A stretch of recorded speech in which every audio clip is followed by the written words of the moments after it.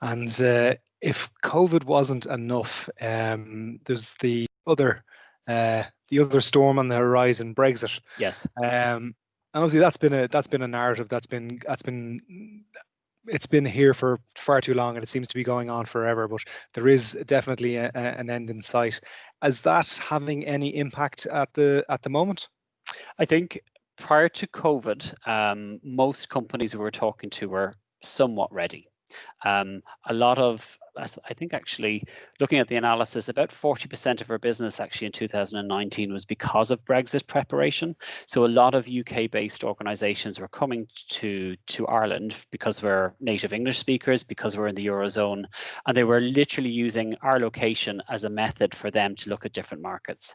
Obviously, COVID has hugely interrupted that preparation, but it's also made companies rethink how they're doing business. So ultimately, they may well have been doing the selling or the marketing aspect of it in a particular manner, in a particular way, but it's really, I suppose, in essence, cut across going, what is important to us? So it's now that we're not out of lockdown just yet, but people are really thinking about actually doing business in a different manner, in a different way. From an industry perspective, what we were busy in prior to lockdown and what we're busy in now going forward with Brexit, looking at it, are within logistics, freight forwarding, SaaS-based cybersecurity. We're talking on Teams. It's ultimately a case of actually, it's all about actually high tech and how is that going to get across.